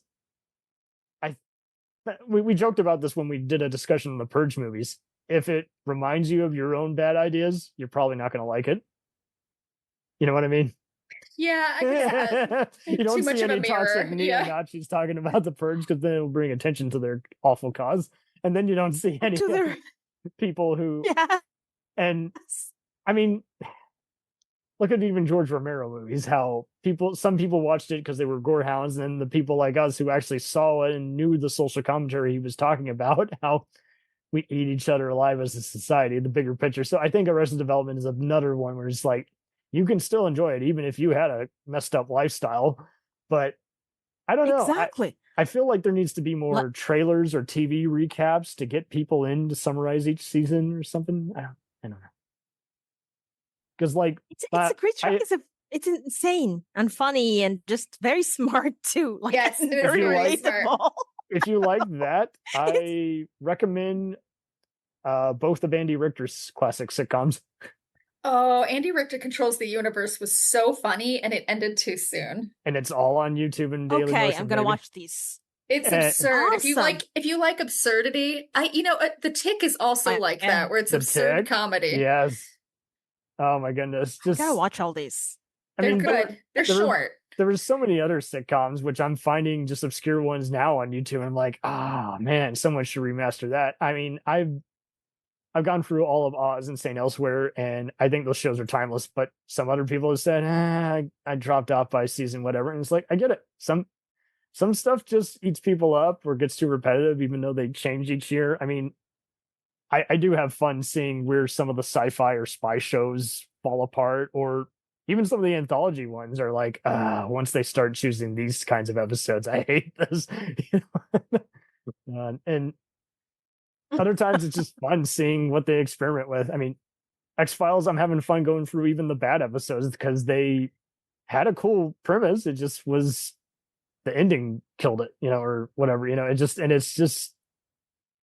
but it is funny how you bring up Arrested Development. It is kind of one of those, it's like, when you talk about shows people have seen, it's almost kind of like the Deadwood or Stargate. Many people have seen it, but you don't get those in every circle, or they've seen it so long ago and are like, it's been a minute, so it is funny when doing these episodes and finding similar stuff to talk about. And you're like, and I've had to do that with some of my other retro members of my staff, where I'm just like, okay, you don't have to buy every episode. Just, go off of memory on this one, buddy. And the other guys, they remember it just like it was yesterday and can tell you from day one why it took off for them, why they tuned in each week, why they set the VCR to record. And then there's other ones where you're like, yeah, give me a year. I need to brush up my own self.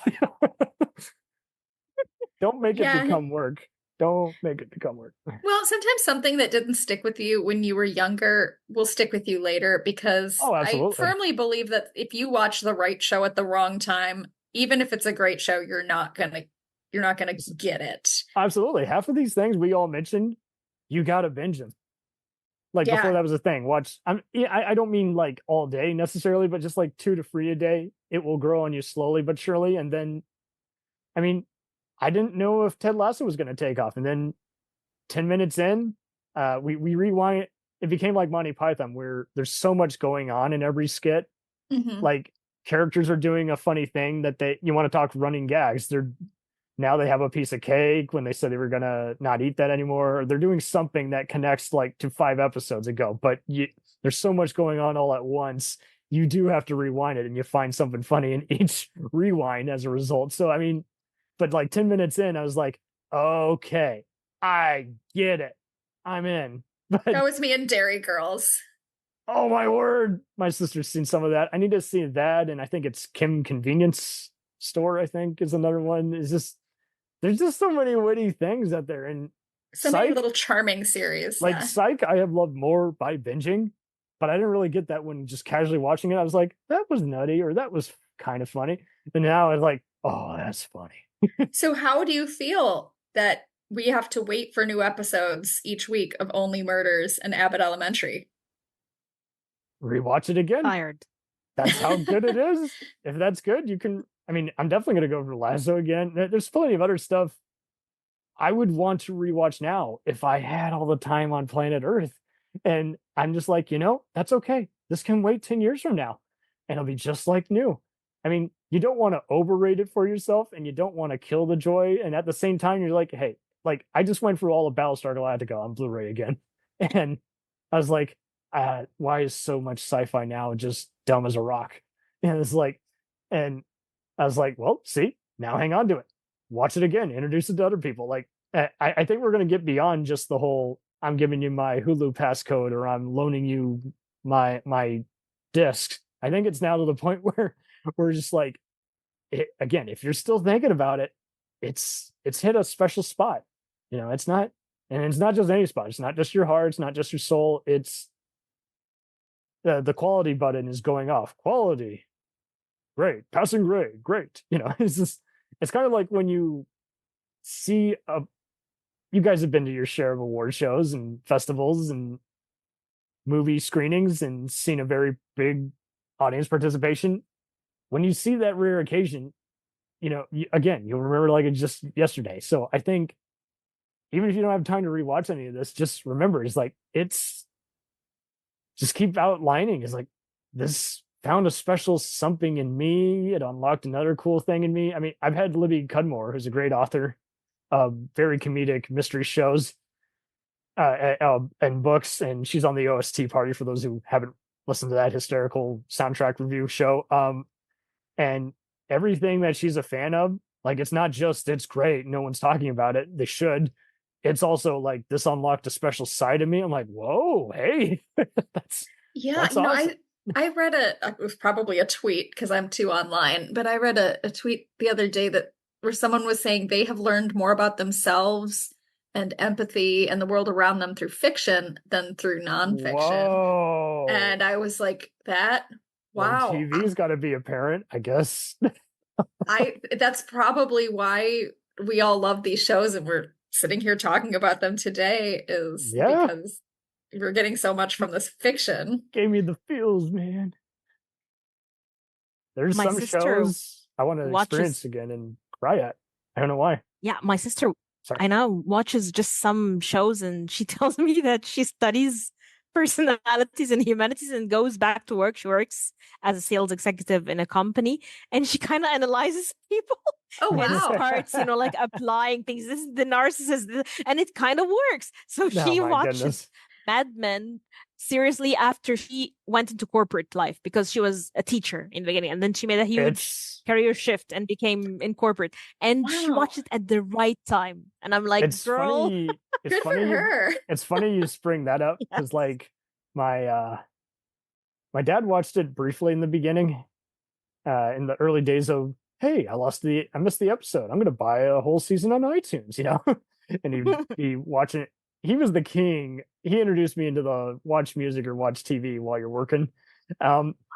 Great compromise to get, 3 things done all at once. And my mother could never watch it. Just the sexism was just too extreme for her. She's like, my mom says it's too sad. She says there are too many people who are really like this. I'll give you yes. I'll give you another funny. Here's another funny tailspin. My uncle started watching it. And he is all about, feel good, can't be too violent, can't be, like he stopped watching some of the Star Wars shows that were getting too intense for him. He's like, all I'm seeing is blaster fire. I want characters. And I think just something about the history, I think he was just able to just get into it. And I was like, really? That's wild. I would have thought it'd be too cynical or a little too just in your face. And he's like, no, I'm liking it. It's very well acted and worded. I'm like, okay, interesting. So, I mean, my mother doesn't like gangster movies, but she likes movies like Leon the Professional. And, so it's like, see, there's something that just, I mean, I'm a hypocrite. I've been known to not like, there's some romantic comedies where I'm just like, see, that's just a good movie. It's not just catering to one audience over another. Or like I saw The Union with Holly Berry and Marky Mark. I really liked it a lot. I would have seen it in the theaters because it wasn't about the stunts or the next punchline as it was, just the idea was fun and the charisma was off the chain. So it was like, see, I would have seen that in the theater. That's a shame I only got it straight to Netflix. So, I mean, but it could have easily been bad. I've seen plenty of awful spy comedies. So it's like, there is something that just, again, when it unearths that other side that you didn't know you had bottled up, that it's just always a fun trip. And that's exciting. And then you go and find other media. I'm a big reader in addition to loving TV. And so if I'm on a cozy mystery kick, then that's also what I want to be reading. Or if it's November, if it's novel writing month, then maybe I'm inspired to write something like that. So every time I discover something in fiction, it kind of trickles into the rest of my life. That's lovely. I mean, wow. You want that. Trickle's a good way to put it. I mean, I think these shows, it says a lot when all crowds are going out to see it. It's not just the star power. It's not just the weird premise. I mean, people who hate mysteries are tuning into Only Murders. People who don't really like the mockumentary styles are guffawing at a clip that was reshared at work about Abbott. So. Well, genres are shifting because we as audiences want more, and we have access to more, and that's kind of nice because now we're exposed to things we wouldn't maybe ordinarily have thought to watch. Whatever we got to do. I mean, sometimes I think it is the marketing though. Like they're having to market it to this crowd, even though it's not at all like that. Like I've seen that before where I saw a movie and it was more of a suspense film, but it looked, because there was an explosion, you thought there was going to be action. And horror, same deal. You thought, okay, it's like, well, it's more of a dark fantasy, but it's got a psycho in it or a... Oh, but that'll set someone up for failure too, because if you walk into a movie with an expectation and it doesn't meet it, it doesn't matter how good the movie is, you're going to feel unsatisfied. And they just got to fire the people doing the marketing and trailers because they wonder why so many legs. Long legs. I walked into that one thinking I will be... Not just because of the marketing, the idea of the first reactions, it is the most sinister thing I've seen in my life. It will haunt me to my grave. I went like, what? I feel oppressed already. Like I feel the oppressive energy. And then I went and, okay. Boring. Really? And then I was like, I like Nick Cage, but as in his Nick Cage-ness, like as in mad Nick Cage, not as in something that will take me out of my bed and put me in the pit of darkness. No. So that was such a letdown for me, honestly. That's good to know because I was on the fence about if I wanted to see that, but I'll manage my expectations. So if I do, own it. You guys go to all these screeners. I wait a year for the hype to die down on everything, just so I don't just go in with neutral because reviewers like to give away the plot twists. That's smart. So there's a game my best friend and I play when we go to the theater. Her dad has season tickets, and then he'll just give us whatever he doesn't want to see. So if it's something we've never heard of, we don't look up anything about it, and we'll look at the posters and we'll make predictions about what we think it's going to be about, and then we go see it and we see if our predictions match, and it's so much fun. So even if we both hate what we've seen, we've still had a good time because we've made a game out of it. And I got to introduce you to my sister. Then she does the whole opening credits. 6 writers, too many cooks. Yeah, it's a fun way to have feel like you still have an investment in something, even if you realize it's not what you expected. Themselves into a corner. Can they write them out? Or maybe the ending will make up for the flaws in the first 2 acts. I know, but that's way better than predict if this is going to make any money. Or I saw so many Facebook groups doing that back in the snobby 2010s, and I was like, good freaking grief! Can we just post something without getting attacked? Can we just enjoy the movie? Fucking hell. I don't tell you you're a hack or you suck because you don't like what I don't like. Fuck off. God. There was one guy who was just like tearing everybody down, but he was kind of a crappy filmmaker. And I'm like, so when I was interviewing some other indie filmmakers who saw a so-called inspirational video he made, I was like, I'm going to cut out that part. You are not giving him free publicity. That dude is a dick. Is that common in filmmaker circles, that kind of it is Bradley Cooper disrespect? Bradley Cooper was on it's the one with Sean Hayes and the Arrested Development guys, Bateman and Arnett, the podcast where they're all talking. No, it's not. You haven't heard of that? Okay. I might have heard of it, but there are so many podcasts with people talking. It's a very well-known one. Like they did a video, Smartless, they even did a HBO Max showing them on the road talking to everybody. Okay, so yeah, Smartless with Bateman, Arnett, and Sean Hayes. And Bradley Cooper came on and said, he was at an Oscars party and people he admired were coming up to him saying, I hope you lose, man. And he's like, well, I still like your work, but I'm glad I saw this ugly side of you because now I know I was going to invite you to my next project. So I'm telling you what, fuck you. And so I think sometimes you do have to see everybody's side. It can't just be, oh, they've had too much to drink today, or they're like that every Monday. No, come on.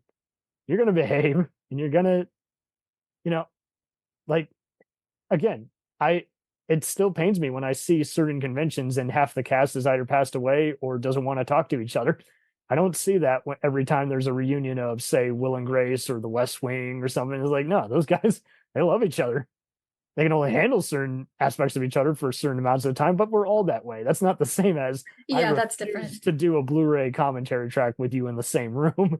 Well, and as fans, we are more inclined to watch something if we think the cast like each other. I don't know why that is, but it's true. It can be excused on a movie, like, hey, they went too far in the sex scene, or so-and-so kept playing pranks on them, and that's why they gave such a great performance, because they're really actually angry at them. But then, yeah, when it gets to a show, you're like, that's half a decade. That's a professional commitment.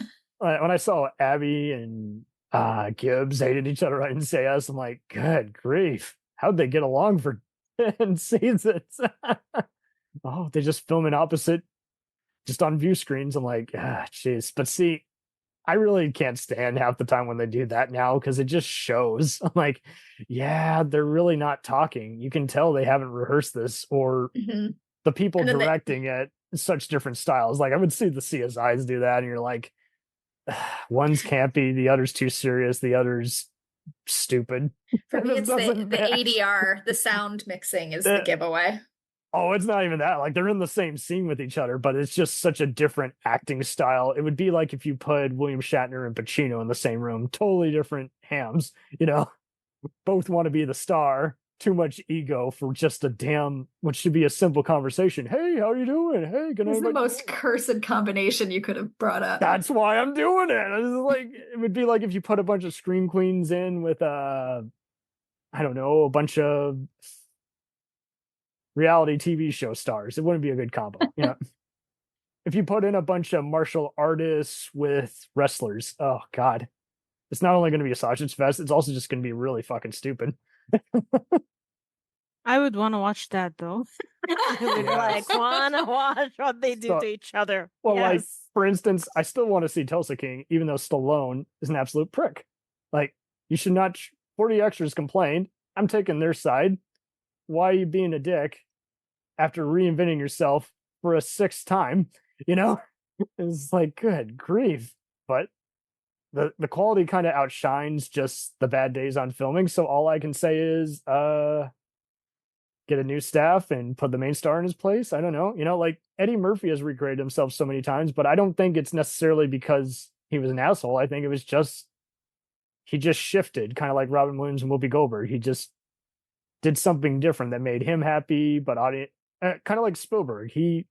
When people forget, when he did drama, no one warmed up to him right away. Like, it's why I love watching the HBO documentary on him. Is like, yeah, they wanted more of Jaws and Indiana Jones, and you're like, he wants to do stories that are very engaging, like The Color Purple, Schindler's List. It's not the same crowd, but sometimes it's just, I don't know, man. It doesn't have to be Russian roulette, but it also shouldn't have to be, again, working 5 jobs all at once. I think it's also the dilemma of the artist. You always wonder, what should you do? What your heart calls, or what like people expect from you, and at the same time, are you gonna lose audience or whatever? Sometimes I feel bad, because I've heard this about a lot of people. Like how they want to go on this creative path, but they've already established this image or this success as one thing. So you wonder always where just life takes them. Yeah, and that's sad. And you wish they could be financially stable enough that they wouldn't have to make that decision. That's a good point. True. There's a lot of stand-up guys who gave that up for talk show hosts, and you're like, that pays the bills, but that's nowhere near your talent. You should be, you should be hosting a stand-up show, if anything, instead of a game show. But like with any career, our the immediate needs of our life often dictate what we end up doing. That's a good point too. I mean, so true. Kudos to Martin and Short and Gomez for all. They kind of kept recreating themselves every decade. So I think that might be also why they got along, is just like they're used to wearing different shoes. being so creative behind the scenes, as producers too. So I mean, I kind of am that way with Coppola's new movie that's, getting hammered with bad reviews. It's kind of like a losing sports team, but you're loyal to when they were actually a quality product. And so I'm like, that was so stupid that you made that trailer with all those fake naysayers. That was really petty, actually. I agree with some stuff you've said in the past. I still want to see your movie because, again, you were a master at one point. I mean, I own all 3 versions of Apocalypse Now on that awesome 4K Blu-ray, but I'm just like, well, I gotta at least see it once because I am a diehard fan. But if it gets to that point where you're like, I can't recommend this to anybody else, like I wouldn't even want to review it because if I have something constructive to say, I don't want to really. People don't get any better when I naysay them anymore. Mm-hmm. And at the that's a good point. But at the same time, Coppola is very much like his fellow friend George Lucas, where any retort is a bad retort. And so you're like, well, you're not going to listen anyway, so why do I give a shit to, waste my breath on you? So well, when you're that prolific too, everything you do can't be a banger. And if we all make mistakes, we all make bad decisions from time to time. We're lucky in that our creative output is doesn't have quite the audience, and so it isn't open to quite as much criticism. I mean, I might as well be a cultural plant or a sellout before I become a quality product if someone wants to use me. Oh man, that's the other thing too. I mean, it's just sometimes you can be. I mean, Roger Ebert always loves summing up. There's good movies and there's just entertainment. Still gave it 3 stars. It's just, I mean, look at The Gay Deceivers. That's a movie you can like intentionally or unintentionally. Evil Dead, same thing. People love it. They're like, oh, it's so trashy. I love it. Or sometimes that's what you want. That's like eating a candy instead of dinner. You have all these different crowds going to it for different reasons, and it all lands. So I think that might be why some of these shows all tonight were. There might be people watching it just for light entertainment, and it hit those. They didn't see the deeper stuff that was joked about, and that's okay. They're not. And then you watch it again. Sometimes when you rewatch things that you think were one thing, you realize maybe it's better, or there's another layer to it, or just the opposite. You rewatch something you thought was really funny, and you're like, "Why did I ever like this? What was wrong with me?" Oh yeah, exactly. Knocked up. I watched it and felt immediate empathy for poor Katherine Heigl. Everything she said is true. They made her to be this stuck-up bitch, this boring, unfunny person, and she's a very funny actress, and they give themselves all the credit, and she's a terrible character, and even like she can't even answer him back. Like I always like a smart, witty, like comedic banter. They're making her like a stuck-up. Judd Apatow for a so-called progressive everybody seems to always just be a perv in his movies, and that's what's kind of turned me off. I'm like, come on. It's terrible. And they're like rewarding even the pervs. You know what I mean? Like, so it's just like, I hate it. And I felt very bad for her.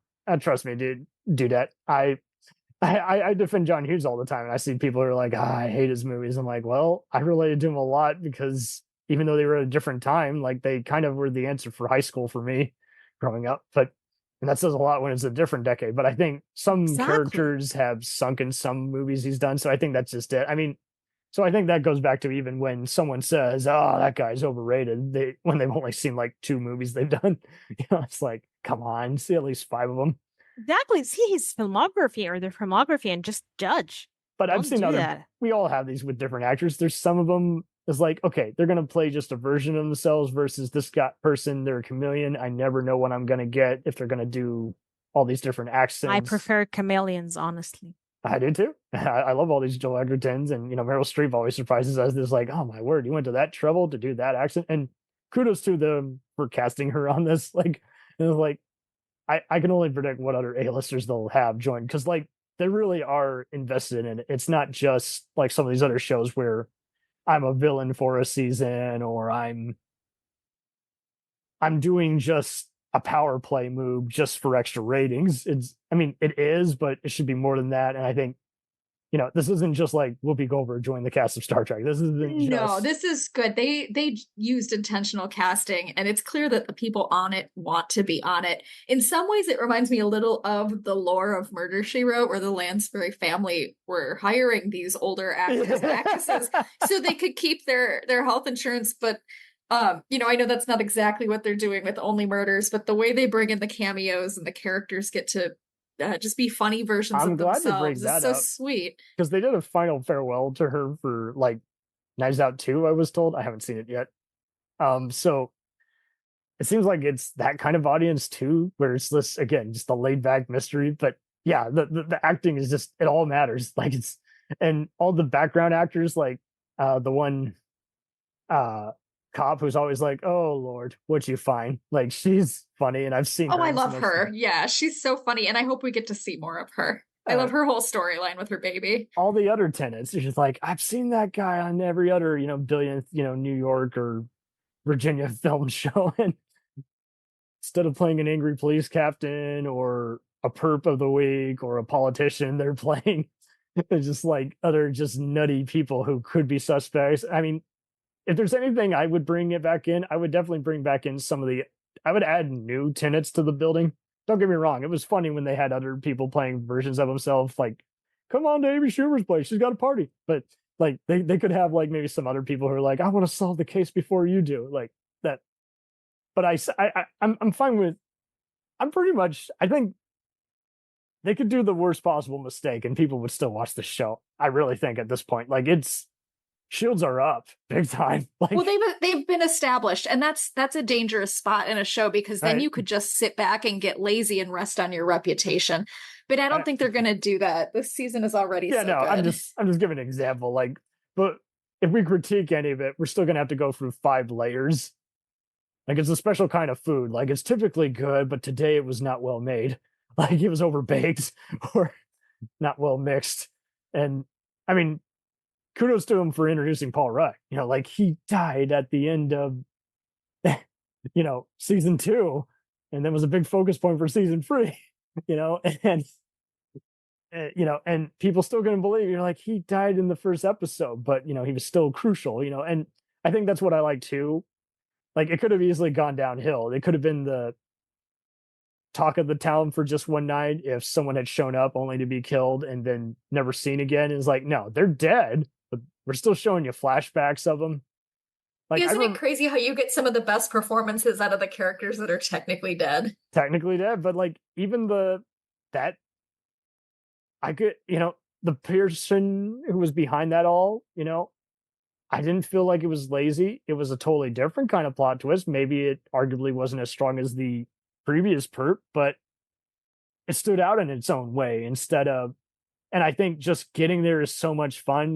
It's kind of like when you play a board game and you have so much fun with this back and forth smack talking with the people you know and love. It's really not about who actually wins. It's almost like a game but it's a very memorable game, if you will. Like, so like, I can't win a game of pool table and bowling and golf to save my life, but I'm still going to be there day one till the end of my days with all my other friends playing that game, because it is always endlessly fun and addicting. So, I mean, and there's something about it that just stands out where it's like, oh, remember you did that one wacky move or ordered that one beverage while you were making the fro. It's just, there's something about it. Just getting there is just as cool. I mean, here's a show that I love that no one talks about. That is a very, very funny show. The Closer. No takers. Okay. I haven't even heard of it. I know. You just gotta tell me. Should I watch it? It's on HBO Max. It's one of those shows where you're like, oh, there's no way I'm gonna like that character now that they go. But once they go for that transformation, I kind of like them just as much as that other old person that was, the former lieutenant or whatever. So it has G.W. Bailey from the Police Academy. It's a Emmy-nominated turn for Kyra Sedgwick.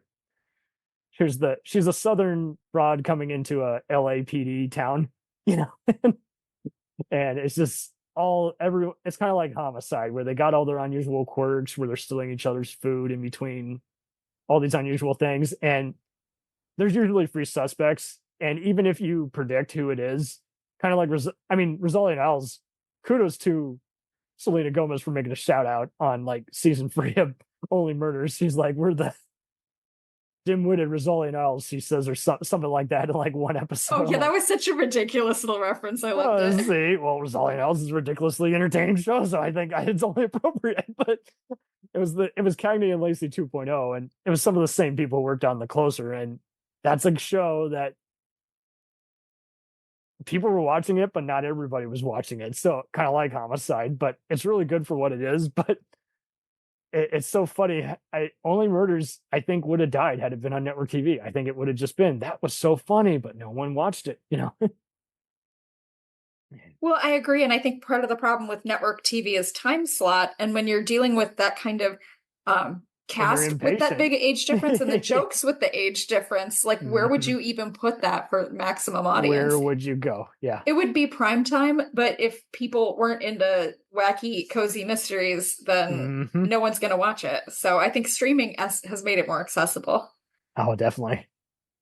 I mean, and it's also just one of those, you're like, you take comfort in the fact that I can take time off and I'm not killing the viewership. You know, because that would be what it is. Oh shit, I forgot to videotape it last night or watch it. Oh, it's gonna probably get canceled. And sure enough, they canceled it, you bastard. Oh, that's a good point, because it is a show that is so episodic that you really do have to watch the episodes in order. You couldn't miss an episode and catch up again like Seinfeld or something. Yeah, it's not gonna replay. Don't worry. Season 7 will re-air this fall again. Yeah, on loop. Yeah, but to your point, I mean, it is kind of like Only Murders 2.0. But they're not. I feel like they're just doing a tribute to Lansbury's Agatha. You know, it's like, it's just like, you're not trying to outdo it, but you're giving it your best shot at a similar kind of just bizarre, outrageous mystery. You know? And well, that's definitely a trend. The Knives Out franchise kind of came in at the same time too, and I'm happy for it. But I recognize it's very genre specific. I think shows like Abbott Elementary are probably, they're less trend driven. Mockumentary's been out for, I don't know, that's been out for kind of a while. So I'm just going to enjoy it while we have it, and I hope it doesn't go on for 9 seasons because that will ruin it. And I meant Jessica, by the way. I didn't mean to. I don't know how I messed up her name. Come on, Cam. Damn it. Fletcher. Yeah. But no, that is true. By season 9, you gotta go. You gotta go. I mean, I think it helps that since the 2010s, they were kind of, well, sometimes it was the 2000s. So The Closer and The Shield, for instance, were both like 10 to 13 episodes. And I think that's just it. Like everything that was on network TV always had 22+ episodes. So yeah, no wonder everybody got sick to death of everybody real fast. You know, I know Kiefer Sutherland described his famous show 24 as filming 12 movies a year. So I think it really does play into a lot of that. I think a lot of shows you're like, I don't have time for anything else. I mean, I feel sorry for a lot of the horror sci-fi people who, outside of that, they could only do like an indie or direct-to-video movie, you know, or a cheesy TV film for like Lifetime, TNT, or, you know, yeah, Hallmark. You know, it's like you got to pay the bills, but it's not really something you want to do. So, and you don't have time for that outside of conventions. So I think that's just it. I mean, have you guys ever seen the documentary, That Guy or That Gal who was in that thing? No. Okay, so recommended. The DVDs keep going out of stock, but they're so good because they bring in all the people and it's like, focus on your happiness. I know it's not easy, but you have to make time for yourself in between all the different, you know, auditions and everything. And you got to just not take it personally. Some people will only approach you at a grocery store and say, you're that guy who killed that one gal. You suck. You know, you got to just have a shit-eating grin the whole time and just say, hey, I'm a pretender. I'm a professional pretender. It's my brand. I'm here to have fun. Judy Greer talks about that in her autobiography. She says people will approach her all the time and say, how do I know you? I know you from something. And she's like, Judy who? Judy Greer. Judy Greer? Yeah, she says that people will constantly approach her and say, "I know you. Where do I know you from?" And she's like, I'm not going to list my I've heard your filmography to you." voice. And Yeah. But she's done so much over her career. Even one-off guest spots, like people would keep Yeah. replaying the one Big Bang Theory episode she's in is like, see, I know that gal. She's been in everything. She's been in everything, but no one can name what exactly she's been in, but they know her. You know, a good show you guys would be perfect for, Munson's at the Movies, where you take an actor or actress and you rank their career. Like, Wow. how are they socially? How are they career-wise? Do they evolve as an actor, or are they typecast, or did some of those bad movie decisions, really wreck it, the score, and it's not easy. It's like there's ones, I did one recently with them on Stephen Tobolowsky. I was like, well, he's kind of a quantity guy, but he really is a good actor, but I can't, outside Groundhog's Day, I can't name everything he's been in. And he's been in everything. He's been in many projects. You could say that's a sign of a healthy career, though. Like, they're not tied into any long-term contract, so they show up and get to do a variety of things. Oh, no question.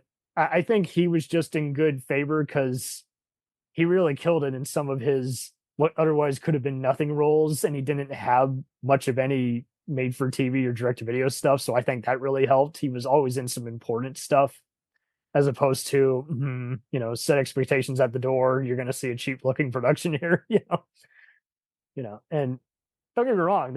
I have loved plenty of B-movie and defended plenty of otherwise infamous actors, but then there's other times where you're like, oh, buddy, something's got to give. How'd you end up back in movie prison again?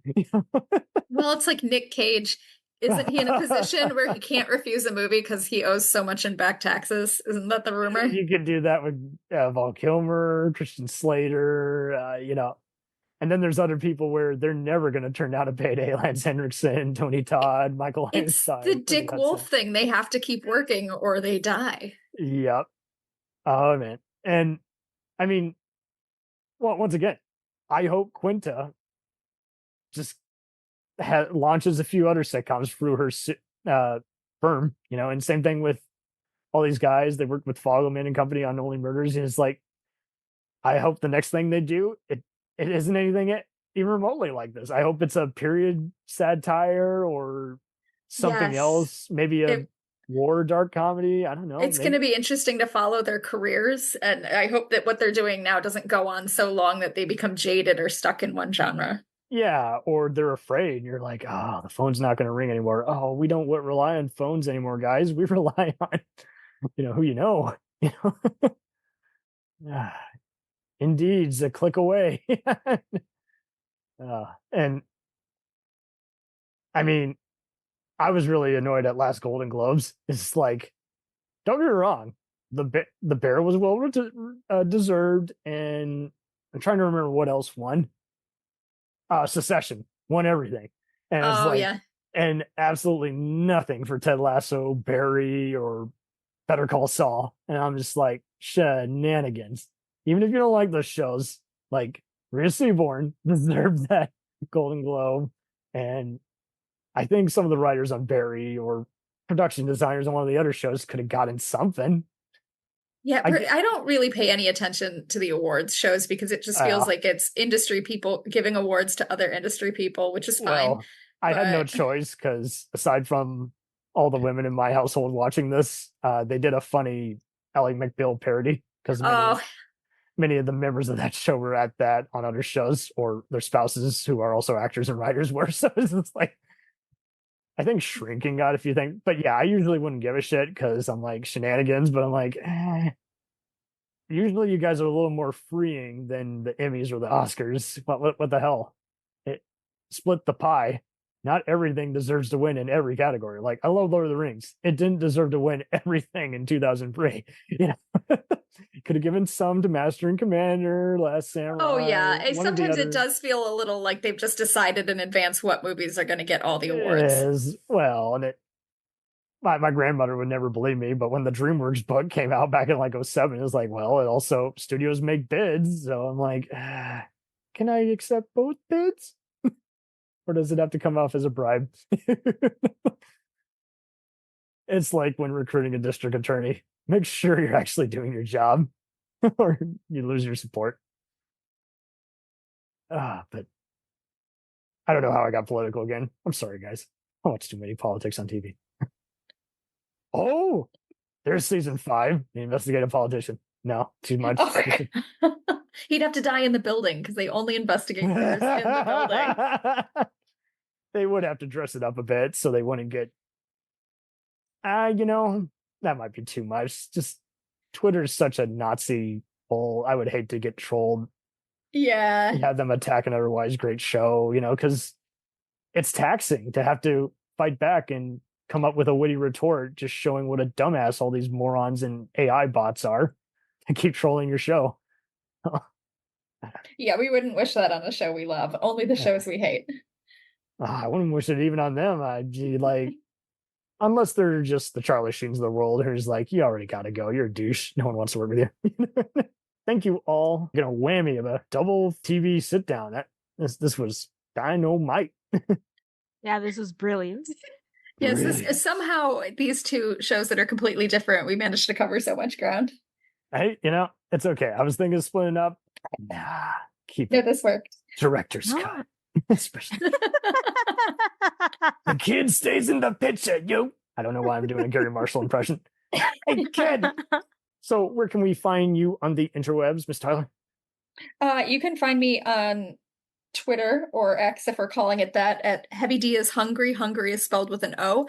I The also hellhole do. we only use for motor shows. Yeah. Someone I know is calling it Twix, but I also do a series of podcasts under the label of the Showhole, and our Twitter account for those podcasts are at the Showhole. Wow. Oh, we discuss movies, we discuss music, Yes, we you do. discuss current events, but we do it all under that handle. Mm-hmm. Always welcome back. Jaylan, what do you got? All right. I'll tell you. All right. Roll This is my Tide. Matthew McConaughey. McConaughey. Yeah. Wait. Definitely you'll find me at Jaylan_Salah in Twitter or X or whatever. Jaylan Salman in Instagram. And you will find the J Days Reviews YouTube channel where I interview artists, cinematographers, makeup artists, just musicians, whatever I can get my hands on, and also review films on video with my fellow cinephiles and podcasters. Yes, you So do. yeah, this is what I am. Busy AF. I'm your host, Soli, and we out.